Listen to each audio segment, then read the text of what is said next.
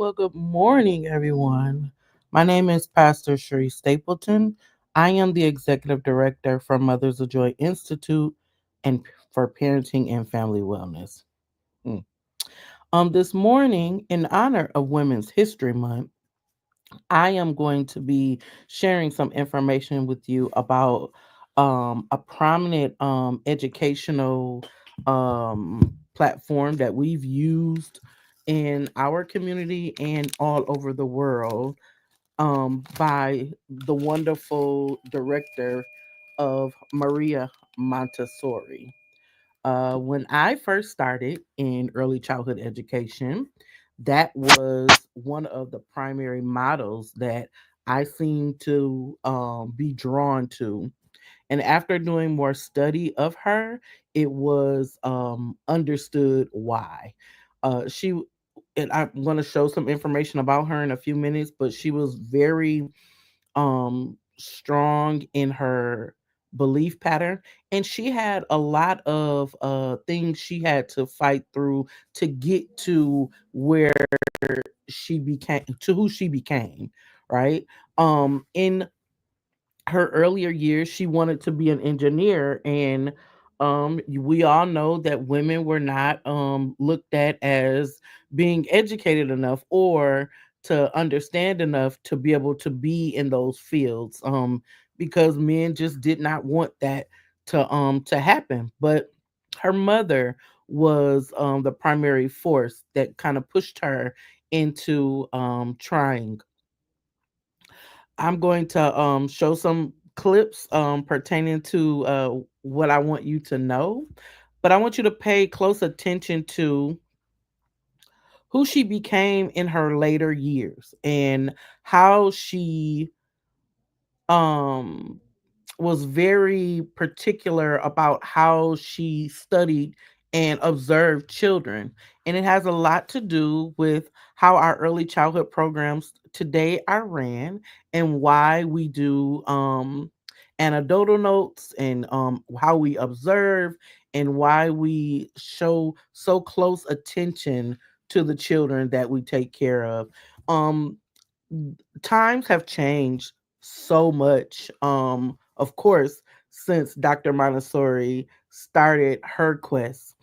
But for us who are parents, who are educators, and who also just may are a little curious about how we're supposed to do things with children, um a lot of it has to do with hands-on. A lot of it has to do with being present, and a lot of it has to do with making sure that you are available to that child in the moment that you're in.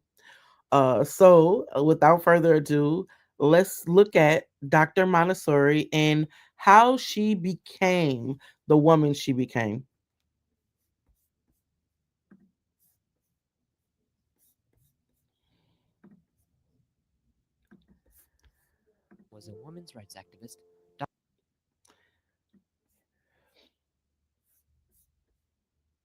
Maria Montessori was a women's rights activist, doctor, and pioneer of education for children with mental disabilities. Although from a young age she knew she wanted to be different, she did not necessarily have a set path in life. Maria Montessori was born August 31st, 1870 in Chiara Valle, Italy. Her father was Alessandro Montessori and her mother was Rinaldi Stoppani. As a young child, her family moved to Rome, the city of great education. Young Maria liked to learn but did not like school because of the boring, repetitive way it was taught. At the age of 12, Maria decided she wanted to become an engineer. To pursue this goal, she would have to go to technical school. Because of the time period, it was unacceptable for a woman to be an engineer. Her father told her that technical school and engineering was for boys, and if she wanted to continue her education, she would go to classical school. In classical school, girls would learn Latin, Greek, and literature, as well as how to cook and sew. If a woman was to have a career rather than do housework and care for children, she would be a teacher. Young Maria did not like this idea. She enjoyed mathematics and science and wanted to study them further.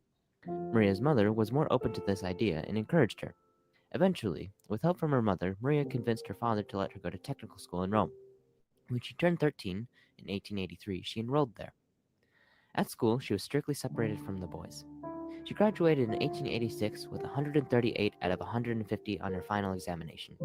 She continued her education in engineering at Rome's Technical Institute. During her time there, she became interested in biology and considered studying medicine. All of her friends and family except her mother disapproved of her decision to become a doctor. At first, she was told a woman would never be allowed into medical school. After support from her mother, letters, recommendations from previous teachers, and persistence, she became one of the first female medical students in the University of Rome. Maria's fellow classmates did not like the idea of a woman in medical school. They made jokes and often deliberately left no place for her to sit. She played these things off and didn't mind them as much because, unlike some of her classmates, she was determined to study and become a doctor. Through all of this, her mother supported her, but her father did not show as much interest or support. Because men and women were not allowed to see a naked body together, she took her dissection classes alone. The first day of this class, she was confronted by death for the first time and was frightened so much that she considered giving up her dream of becoming a doctor. But she did not. She persisted, overcame her fear, and later became an excellent surgeon. She won a scholarship for a large amount of money, as well as being granted the opportunity to work at a children's hospital. This sparked her interest in becoming a child specialist. She was awarded an exceptional score of 105 on her final examination, and after being awarded her diploma on July 10, 1896, she became one of the first female doctors in Italy.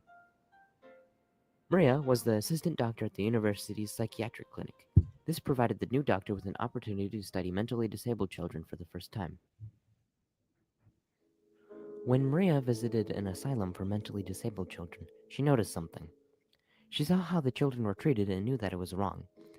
She also saw that there was nothing to stimulate the children, nothing for them to see, nothing for them to touch.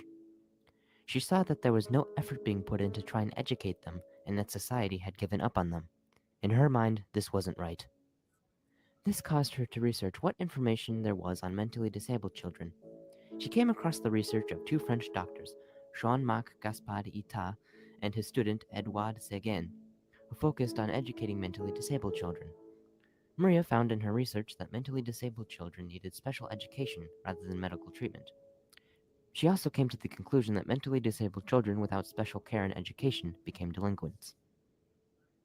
During her lectures and speeches, she advocated for the education of mentally disabled children. Maria often referred to the work she had read and how these ideas, when applied, had worked in other countries. These speeches gained footing and became so popular that Maria eventually started traveling Europe delivering them. These lectures were popular partly because of the way that she spoke was easy to understand and interesting, but more importantly, the ideas she talked about captivated her audience. This caught the attention of Italy's Minister of Public Education. This led to a program being developed with the goal of educating mentally disabled children. She spent nearly 12 hours a day studying how these children in the program learned and taking notes on how to better educate them. Before reaching the goal of eventually helping them learn to read and write, she worked with them on basic tasks and motor skill activities. She took a more hands-on approach. She worked with each child on what they needed help with rather than putting them all together and just lecturing to them. She noticed that her methods were working. After helping the children for only 2 years, they were able to read and write proficiently enough to pass tests taken by children in traditional schools. Some even scored higher than normal. After conducting her research, she was later hired at an apartment in Italy to care for poor children while their parents were working or trying to find a job. The apartment kept all the children in one place so that they would cause less damage to the building. She was one of their caretakers. She observed the children and what they did. She watched how they performed and completed tasks. She applied some of the other methods she had used with the mentally disabled children to help teach the children she was taking care of. Maria found that when these methods she had used with the other children were applied, it had a different effect. The child, when performing a task, would devote their entire focus on it. They would not stop until they had completed the task. She also found that after the child performed the mental exercise, they were happier and seemed healthier. These observations helped her revise and improve her method for normal children. Maria saw potential. The method she had developed was based around independence and the child wanting to learn. She developed physical objects called materials that the child would touch and work with, which would help them learn. The teachers acted as guides and would help the child understand the concept and keep order in the classroom, but they did not necessarily tell the child what to do, when to do it, or exactly how they were supposed to do it. Because what she was doing was not intended to be a normal school, it was not set up like a normal school. This allowed her to find the cause of what was going on in the child. What she had created, she would later name La Casa dei Bambini, or Children's House. Initially, when Mussolini rose to power, he liked Montessori's way of teaching. He mandated that all schools be taught using her method because the children would score higher on the tests. They would work together, but when Maria refused to teach fascism rather than encourage independence, the relationship quickly fell apart. The Montessori schools across Italy were closed, and Maria Montessori left Italy. When Hitler rose to power in Germany, all the Montessori schools were closed for the same reason, but they went to a further extreme.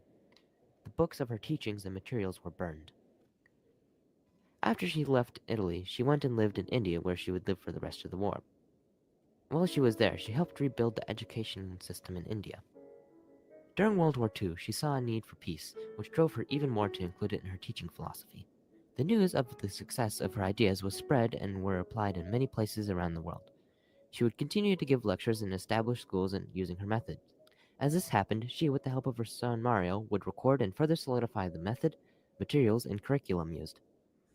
She would continue this until her death on May 6th, 1952. Teaching a child about peace is achieved by creating a peaceful environment which allows the child the freedom of thought. But there's more to it than just that. Maria Montessori believed that in order to achieve peace, we must do more than just talk about it. The child must learn an environment which promotes peace within themselves. This starts at the young age with the concept of grace and courtesy being taught to them as well as how to express themselves. As the child gets older, they are taught conflict resolution and how to peacefully solve both personal and interpersonal problems. They are also taught a sense of a global community rather than an us versus them world. Maria truly believed that children are the future. She believed that in order to make peace, we must educate children, not just in an academic sense, but in the education of the whole child. In her words, establishing lasting peace is the work of education. All politicians can do is keep us out of war. The fundamental idea of her philosophy is based on the growth of the child's mind and nurturing of the child's need for learning. After becoming one of the first female doctors in a time when women were limited in what choice they had, Maria Montessori took a stand by believing that the way children with mental disabilities were treated was unethical, so she did something about it. She eventually extended this way of thinking to all children. Maria thought that a child could be taught a better way rather than the traditional way of memorizing and repeating information. She knew that the child's love and want to learn was important and was something that should not be ignored. She stood up by creating a method of learning that allowed the child to be independent and think for themselves, in turn, creating that love of learning. She also created a way of teaching that better allowed children to understand what they were learning, using physical objects to help them be prepared for concepts and skills that would be taught to them later, as well as be prepared for the real world.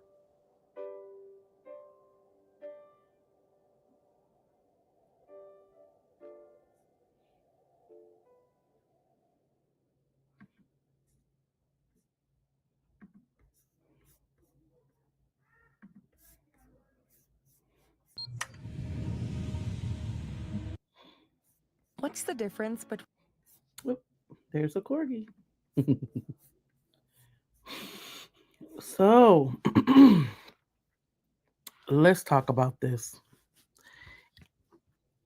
She started something for children who had disabilities, but the program now is designed for all children.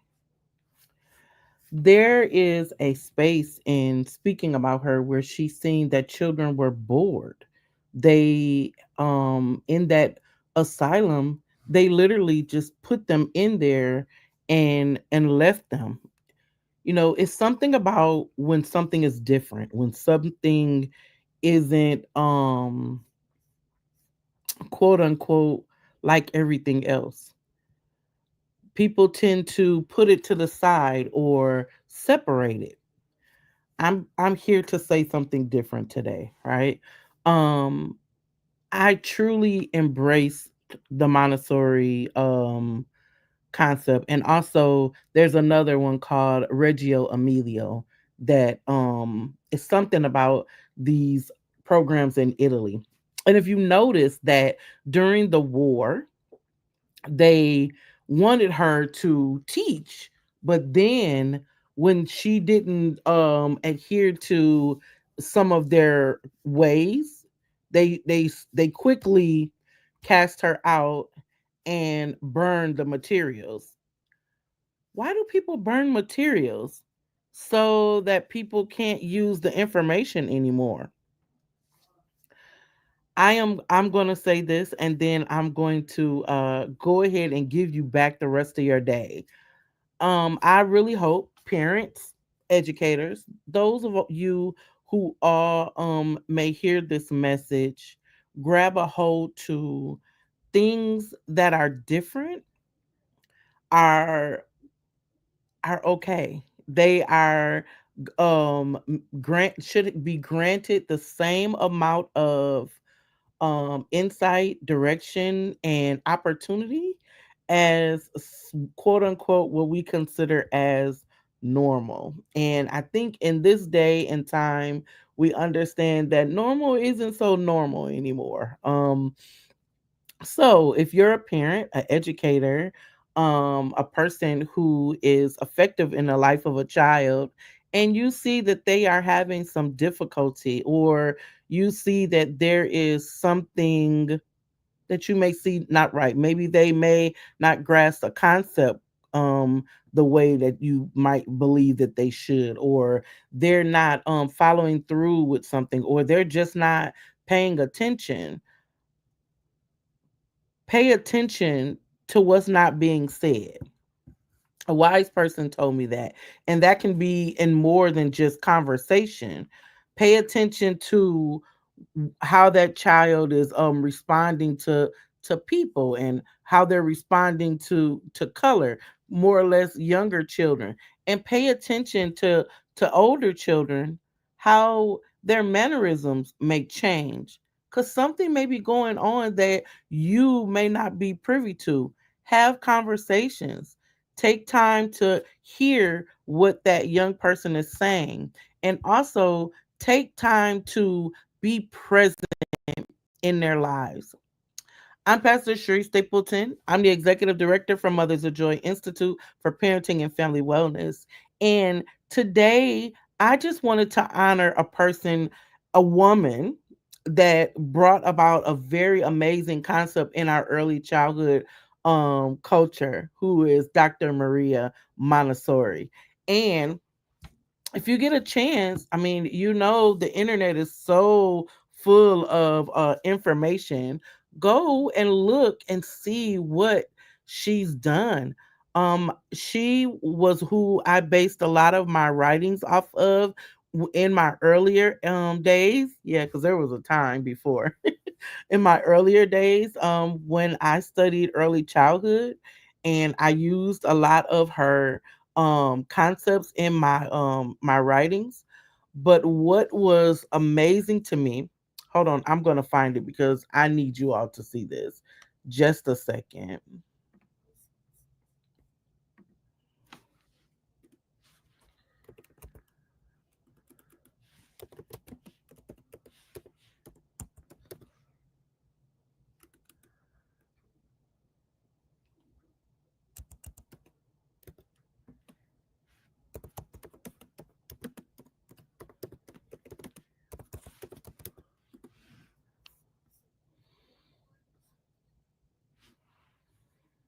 Mhm.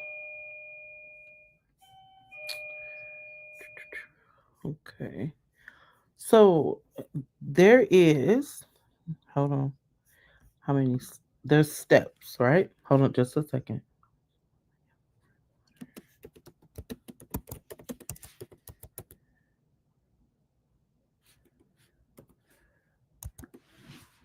Okay.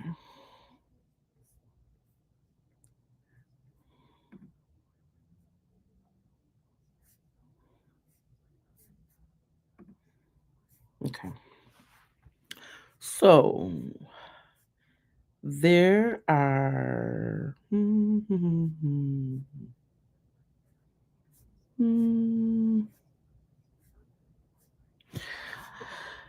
for some reason I'm having a hard time finding the steps. No.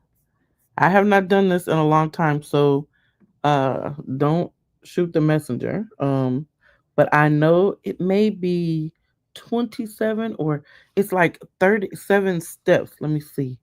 How many?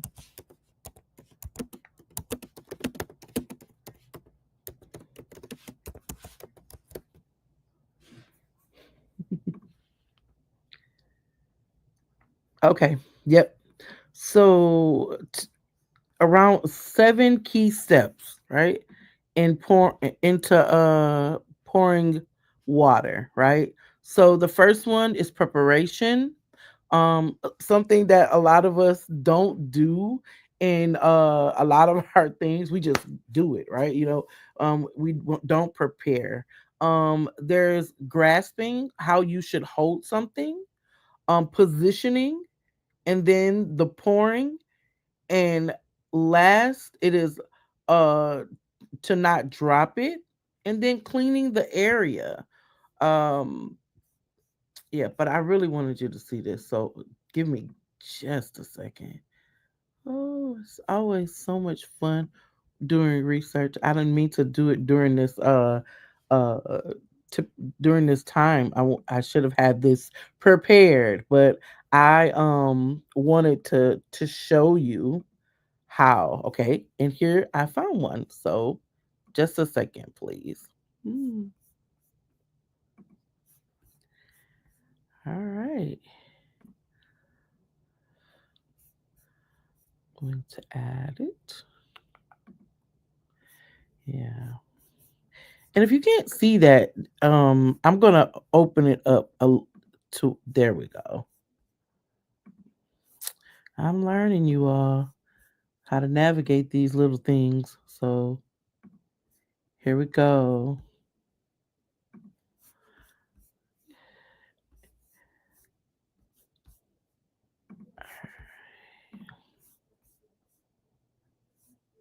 This is our My Works lesson on pouring 1 to 2, but now we're using water.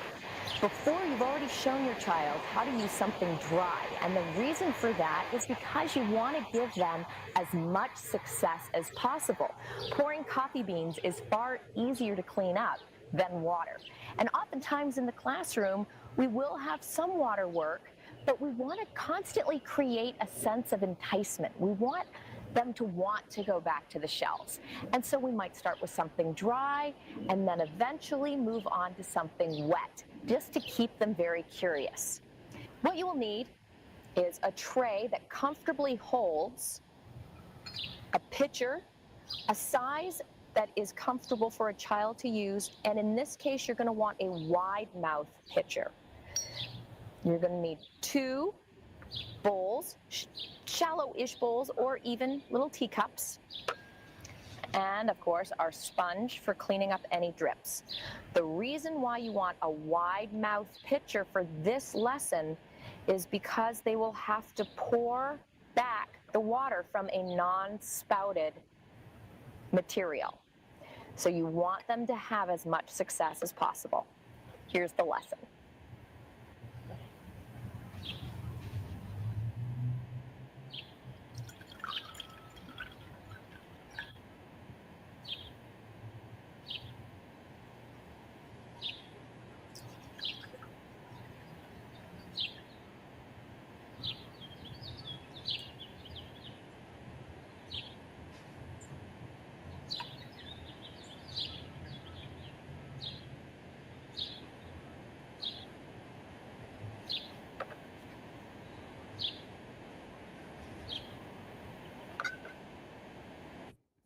So I wanted to show you something as simple as pouring water, right? Just pouring water into another bowl.